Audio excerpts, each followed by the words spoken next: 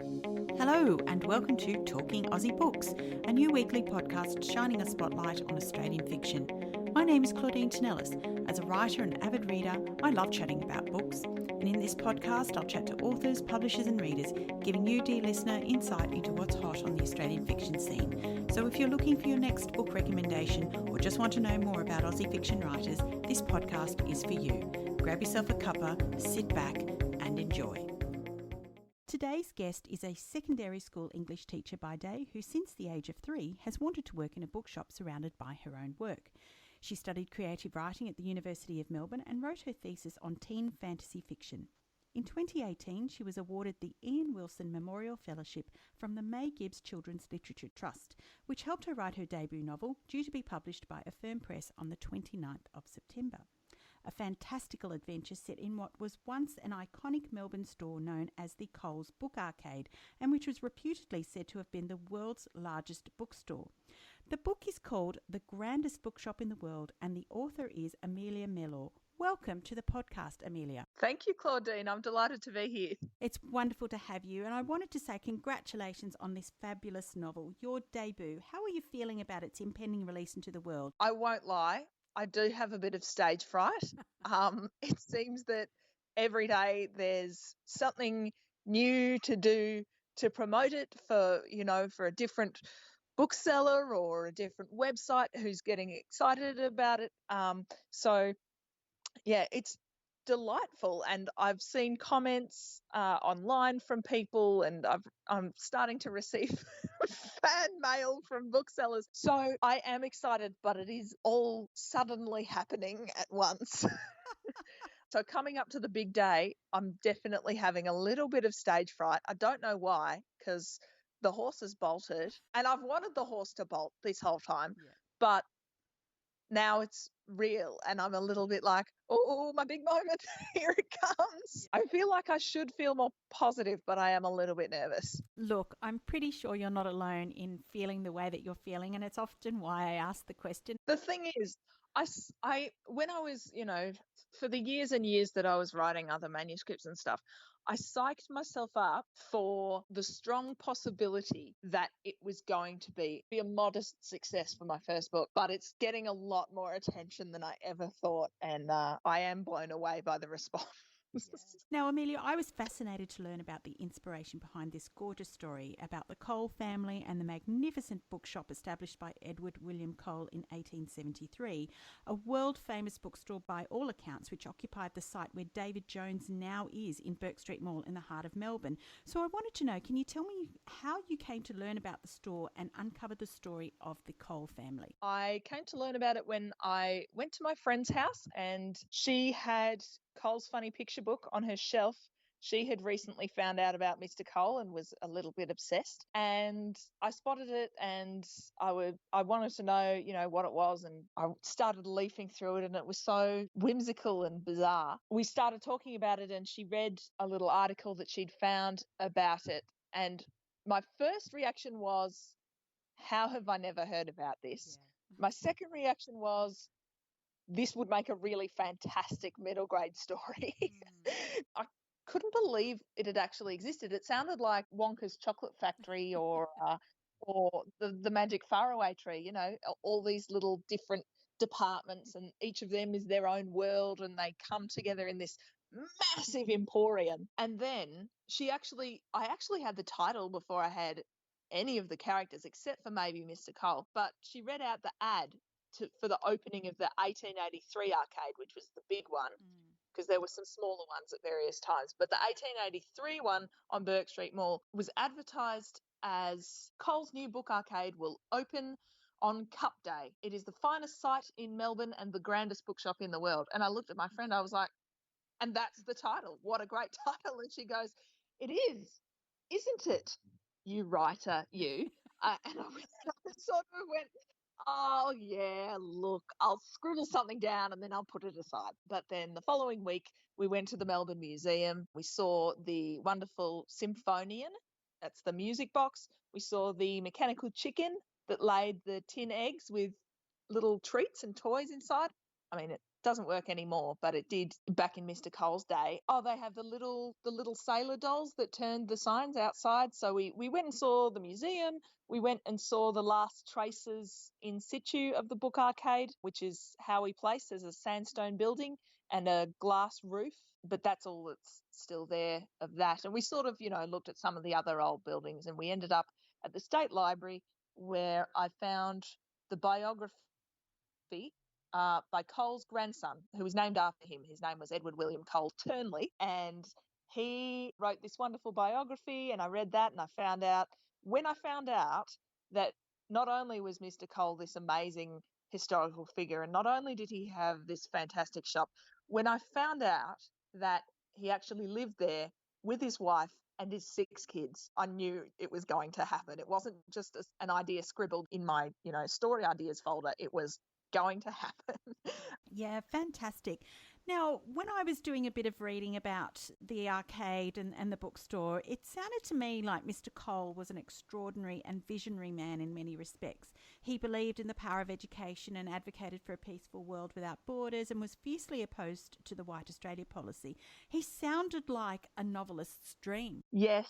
In those early stages of research, I was sort of bracing myself for some dark, horrible secret, because I have been fascinated by the Victorian era for a long time, partly because it was a time of such dramatic contrasts, and you've got this beautiful material culture contrasted with awful oppression and hardship. So I'm fascinated by it, but I was expecting, I might disambiguate the arcade from the true history, but then I found out Mr. Cole was this wonderful person, and occasionally I found things in his writings that made me cringe by modern standards. But for his day, he was such a benevolent and open-minded person. So that was a relief, and B, I kind of loved him. I was a fan. It was good to discover that there was I thought maybe, was there a freak show in the Room of Illusions, maybe, or did he cheat on his wife? I was looking for something. Because I was like, there's no way this guy is this good. There's no way this family is this good. There's got to be something going on behind the scenes. But there really wasn't. They were just this wonderful egalitarian, I guess. They were just this wonderful family. They all got on so wonderfully. There was the tragic death of one of the children, Ruby. It wasn't controversial. It was just tragic. So I was very happy when I discovered that the Coles were nice people, and I felt free to write about them when I knew that. Fantastic. So with all of that in mind, Amelia, can you tell us a little bit more about your story? Okay, well, it is historical fantasy. So it is not the true story of the Cole family, because most of what happened to the Cole family was very good, and, good for them. Doesn't make for a great plot because there was no conflict. The story takes place in a magical version of Melbourne in 1893, and it focuses on 2 of Mr. Cole's children, Pearl and Valley. It's 3 years after their sister Ruby has passed away. They discover that their father, who is an idealist, has made a magical deal with a sinister and mysterious person calling himself the Obscurosmith. The thing about Mr. Cole being such an idealist is that sometimes things go wrong.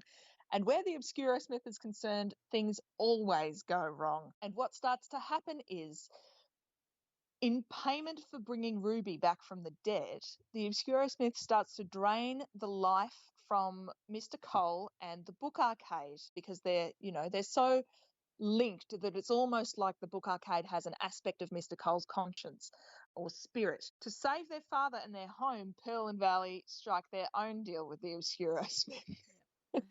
And that's where things start to get crazy. They decide to play a game, 7 rounds in different departments of the arcade, where they have to complete 7 challenges before the rainbow signs all around the book arcade fade away. But as there always is with the Obscurosmith, there is a catch. if they fail, they won't only lose their father and the book arcade, but they'll forget that either of them ever existed. So that's how it goes. And I really enjoyed writing it. It I certainly tried to sounds like write it. you did. When I was reading it, the book felt a little bit like a Harry Potter story and, say, the Spiderwick Chronicles. It was filled with fantasy, adventure, and kids who saved the day.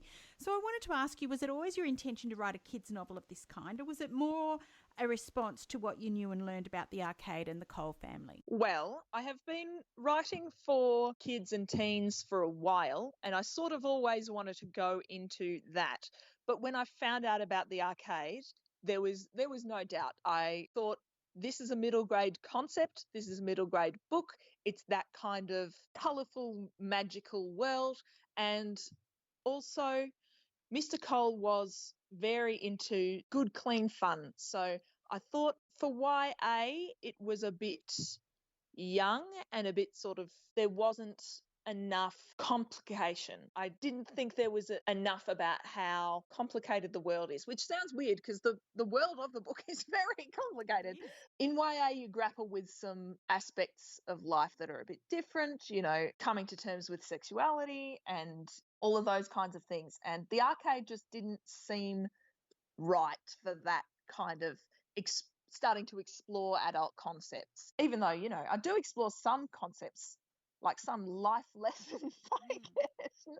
I thought, the focus on family and the kind of world that the arcade was, it was built for children. I felt like it definitely was a middle grade concept. Now, as you said, this was an historical fantasy novel, and there are many details in your story that are based in fact. For example, the tokens that Mr. Cole created that could be used to store credit, and also, interestingly, the fact that he advertised for a wife. So I was wondering if there was any more of those little tidbits of detail that you could share with us now. Oh my goodness. You would be surprised how little of it I made up. I had someone ask just yesterday, were there really monkeys in the book arcade? There were. I did not make up any of the departments. The only thing I made up about the departments in the book arcade was where they were and who worked where and what was there at what times. Like, I sort of just put them all together from different times and different areas of the arcade. But I did not make up the monkeys. I did put them in a bit of a nicer environment. They were in quite a small cage in real life, but there were live monkeys in the book arcade. That they really had a band. They had the fernery with the talking parrots in it. My version's a little bit bigger and sort of got a magical TARDIS element to it, but that was really there. The tea salon was really there, and it was established in sort of the later 1890s, actually as a statement against racism, because there was, growing antipathy towards the Chinese. So Mr. Cole started this tea salon in order to bring in some Asian culture, I suppose, although it was still very English in terms of the menu. But the decor was sort of all Indian and Chinese things, and there was a multicultural staff at the book arcade as well. A lot of the family anecdotes from the Turnley biography made it into my book. So things that the children got up to, like the time that Pearl and Valley's older brother Eddie launched a springy snake in front of a horse in the street and made it bolt all the way down Burke Street. I absolutely fell in love with Mrs. Cole when I found out what kind of person she was. She was a socialite. She was fiercely loyal to Mr. Cole, and she had all these wonderful phrases. She sort of had a catchphrase. She would often say that she had a brainwave. She wrote in her original letter to Mr. Cole, "I must warn you, I'm rather hard to please." All of these aspects sort of made it in. Some of the little games and jokes that the family get up to are from Mr. Cole's books and from the Turnley biography. And I got a lot of the puzzles in the story, the challenges that Pearl and Valley have to win. I got a lot of those from Cole's Funny Picture books as well. You would be surprised how little I made up, because there was just so much wonderful material to work with. So I guess that leads me to ask you, Amelia, how do you find the balance between fact and fiction in your storytelling? Honestly, I wasn't that concerned with striking a balance. I just wanted to use the bits that I thought were interesting. I did speak to a descendant of Mr. Cole, Linda's granddaughter and Turnley's daughter, and she is coming to my launch on Wednesday. I mean, I was already planning to take license with the Cole family and their story and the fact that there's magic in it, but she was happy for me to do pretty much anything I liked, although I was quite amused. She said, just do one thing for me. Don't call him Edward, because apparently everyone called him Cole. Yeah. So that was easy because it's from the children's perspective. So I call him Pa most of the time. Yeah. But I thought that was an interesting detail, and I felt like I had her blessing to run with it. So I wasn't looking to strike a balance between fact and fantasy. I was always planning to include a historical note at the end to clear up anything I lied about, basically. There's much to love about your book, Amelia, but the thing that I loved most was that not only can kids learn about something that was important both historically and culturally to our country, but it gives us a glimpse into a bygone era, a world where kids had to use their imaginations, where the internet and social media didn't dictate how to think and behave. Now, as a school teacher, was that something you consciously wanted to explore? No, not really. I did want to explore the contrasts between then and now. But when I started it, I wasn't a teacher yet. I had sort of just started my master's, and I didn't want to elevate the past above the present in any way. I want to sort of convey that there's something lovely about both of them. On the one hand, I think kids probably played outside a lot more back then, but at the same time, in many ways, it was a very brutal time to be alive. Girls were very restricted in what they were able to do in their lives. Disease and physical peril were a lot more common back then. 1 in 6 kids back then died before they reached the age of 10. I was mindful when I was writing this that I wanted to make it sound like wanted to make the arcade sound like a wonderful place, but I didn't want to say everything was better in the good old days and the best time that's ever existed is gone and you're living in the end of the world. I didn't want to do that. I feel like children and young people, speaking for myself, just get that message way too often. I did want to convey that there were contrasts, and I did want to depict a time that was different, but I didn't want to make it look better than today. And I didn't want to say, that it was particularly dark and horrible, because life for the Coles wasn't. But I wanted to explore something lovely about both of them. You very interestingly spoke about, the challenges that Pearl and Valley was set by the Obscuro Smith, and, I loved those riddles and the clues. Yeah, they reminded me of those brain teasers that you get asked in trivia quizzes, except they were much harder and these were designed for kids to solve, which was incredible to me. But so many Australian books in the last couple of years have used the language of flowers as a theme, and you have too in your book. Tell me, how did you come to this decision and why was this important? Well, it was one of the things that was in Cole's funny picture book. He actually included a dictionary of flowers. Gardening and flowers were a great hobby of Cole's. One of the reasons he moved out of the arcade after Mrs. Cole passed away was that he didn't have a big enough space for a garden in the flat in the arcade. And he had a massive, massive garden at his home in Essendon at Earlsbury Hall, which is now a girls' school.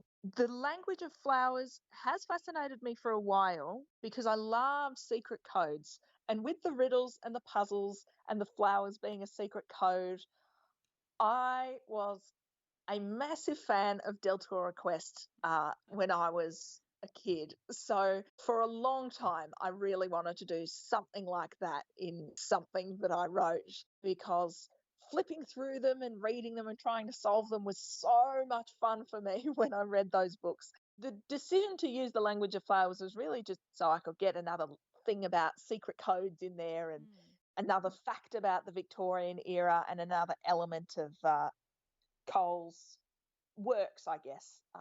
It all just sort of, there were several reasons, they all just sort of came together that way. As I said in my introduction, you're a secondary school English teacher, so I wanted to ask, do you draw inspiration for your writing from your work? Well, being a teacher and being a writer, they are very complementary roles. One thing that teaching constantly reminds you of is the psychology of children. I think if you don't spend a lot of time around kids, you're at risk perhaps of forgetting what they're like and of writing child characters that maybe aren't authentic. But one thing that really stays at the forefront of my mind, I guess, when I go from school and come home and write a little bit is people talk about teenage angst and stuff, but they do have fun. Teenagers and kids, they want to have fun. They're playful. They're silly. Even when they're 15, they're still mucking around and laughing. And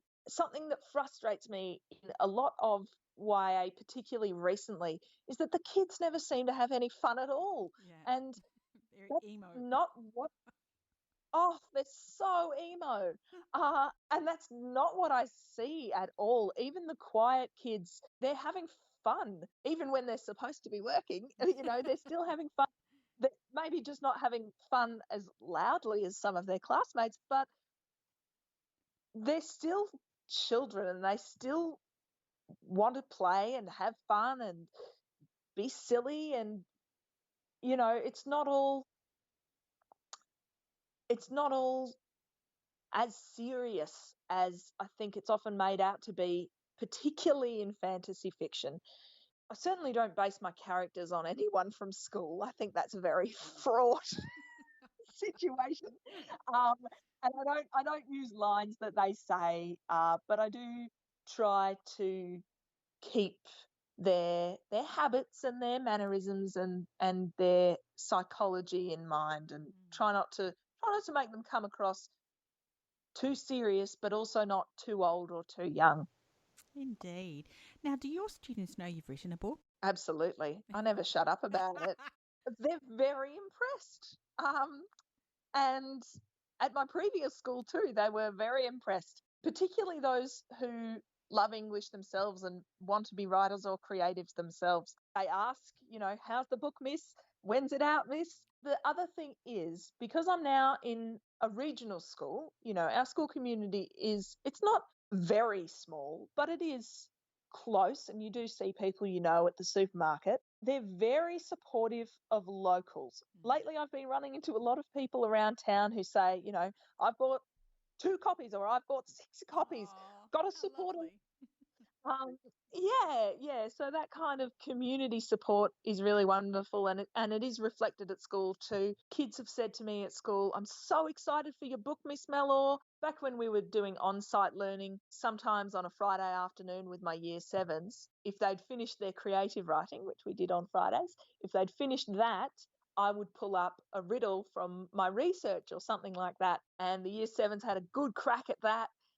Sometimes if they didn't get it, I would tell them the answer and they'd all go, "Oh!" And then they'd say, "Did you make that one up?"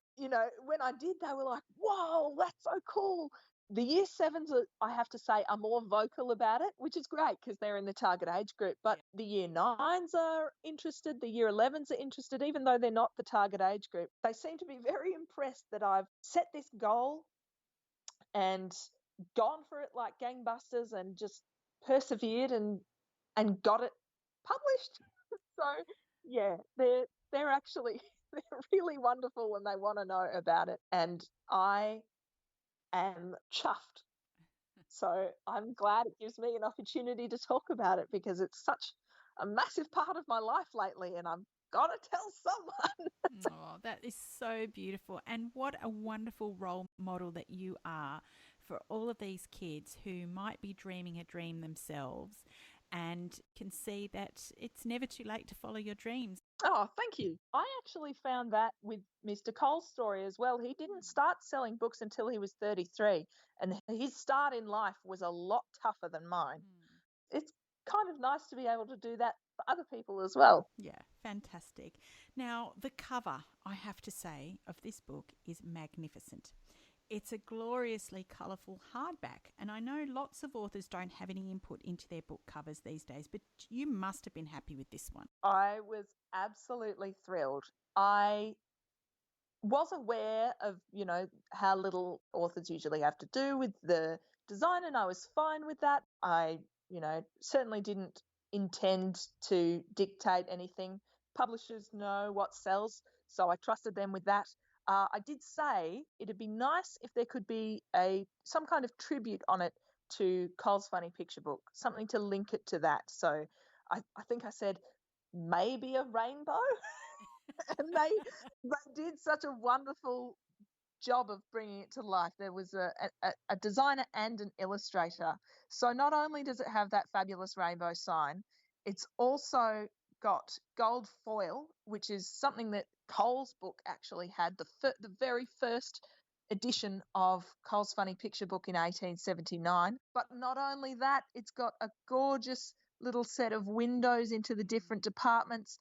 But not only that, it's got these adorable characters on it, and they do look a lot like my initial sort of sketches when I first was getting to know them. So I am absolutely thrilled with the cover. It's so beautiful, and I think if I wasn't me and I was a customer in a shop, I don't think I could resist it, because it's just gorgeous, and it sums up what the book arcade and what the book is about so well. I can see this book just flying off the shelves as stocking fillers for kids for Christmas. Honestly, it is just the most gorgeous thing ever.